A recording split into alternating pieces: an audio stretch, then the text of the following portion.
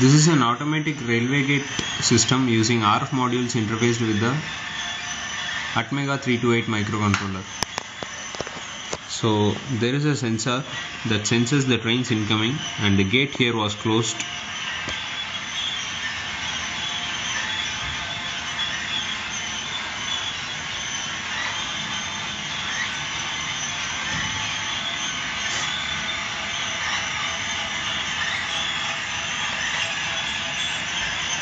And the gate is open now.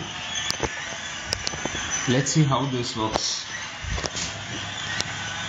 So here there is an IR sensor that senses the train's movement, trains incoming, and here there is Atmega 328 microcontroller which I have programmed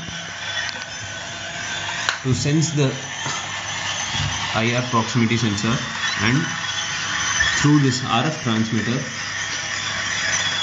signals will be sent, and this is received by the RF receiver which is here, and this Atmega 328 microcontroller will use this relay